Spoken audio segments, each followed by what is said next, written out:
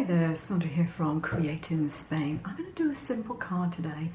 I will give you a link to the file down below so you can pick that up. But it's a nice, easy little Christmas card. You can make quite a lot of these relatively quickly. So this is my card base, and in the file you have the score lines as well.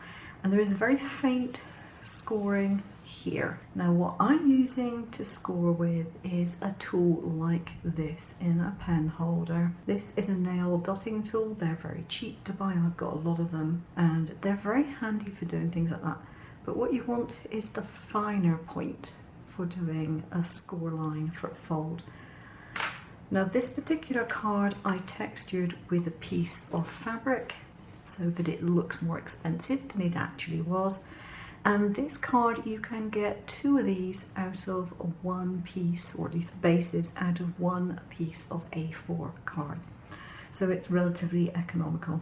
Now the other thing I've got are some little printing cuts. Now this image I got from Pixelay. I thought it was quite cute and I rather liked it. So I put it into shortcut slot and I traced it, and then I put it in a ring and then I welded it to the ring.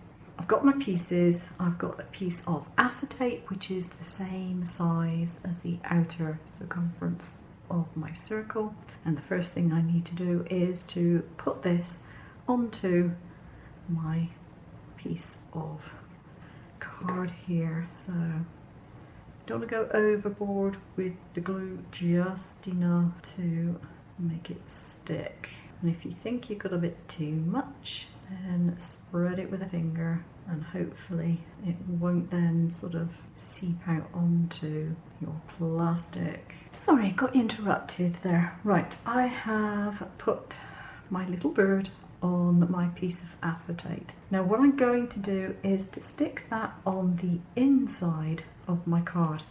Now when you're doing this, you need to be careful because one of these sides is cut deliberately slightly shorter than the other one.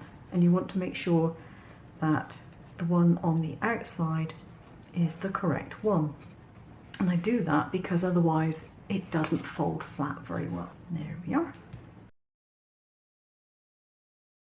Right, so the next thing I want to do is I want to put some colour in here. Now that's why I've got a circle which is embossed a little bit so I can see where I need to put something. And I'm going to put my card there.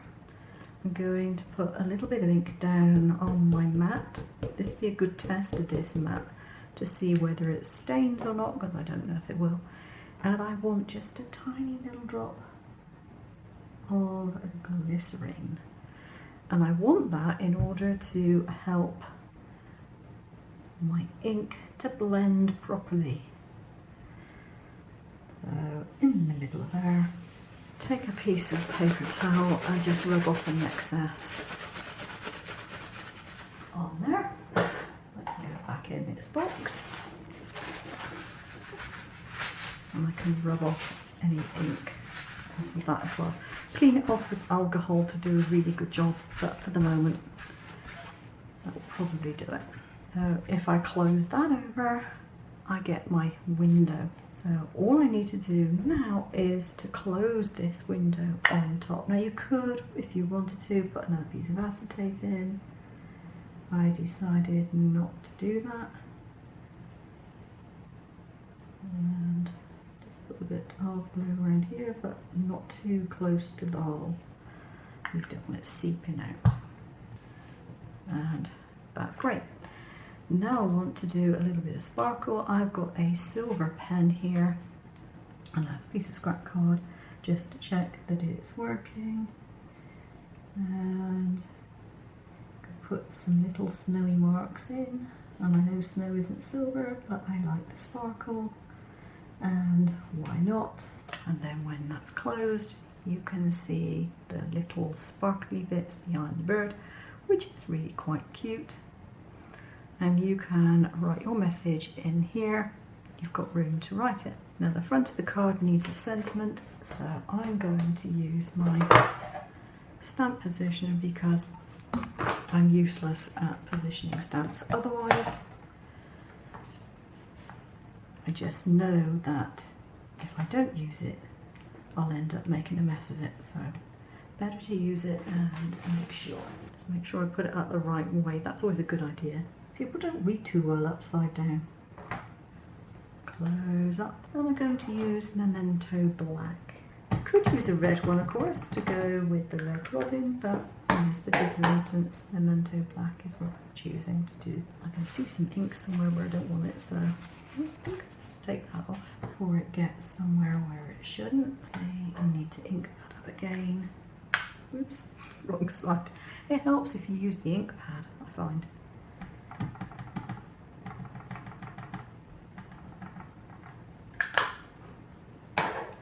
Strangely enough, the lid doesn't ink very well. There we go.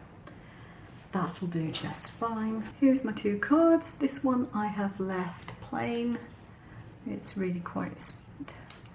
And this one I've put some little pearls around the outside on the front. So you can do it either way. Now, I did my prints on photo paper because I've got a load of it, and I don't know of anyone who really prints photographs anymore. I was given a whole load of the stuff. Now the advantage of this is if you're just doing a couple of little prints, you can use a small piece and you're not wasting a whole big piece of paper. And this is simply an A6 size, which is quite handy, and it's also basically the size of UK or European cards, so that's quite handy. The second thing is this. Now this, as you might be able to tell, is from a bigger sheet, but I've cut it in half. Now I picked up in Lidl the other day a packet of 2 of these full-size sheets, silicone sheets, supposed to be for baking. That's not going to happen. And a packet of them were €6.99. So basically half of one of these is about €1.75 for half. Now the reason I've got mine cut in half is because I have a Gemini, and this is my Gemini matte, and this one has already got a tear in it. I have some spares, but they're not overly cheap. Now the problem I find with my Gemini, and it may be just that it's got particularly high pressure, I don't know, that this matte creeps as it goes through if I'm embossing, and it ends up getting longer and longer and longer, and it also seems to move. Whereas if I use this, because it's got this woven strata inside it, it doesn't stretch in the same way. It still gives a reasonable emboss, maybe not quite as good as that one, but it doesn't move in the same way, and things seem to stay put when they're put on it. It's also in use for basically a craft mat, so that's quite handy.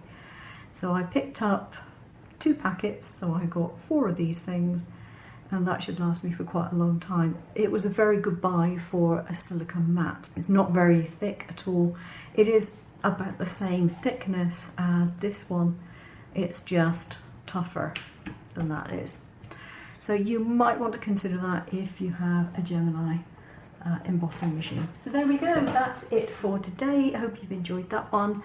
As I said, I will link the file down below, and yeah, have fun with your crafting. If you haven't subscribed already, then please do give me a thumbs up if you've enjoyed the video, and I'll see you again soon. Take care now.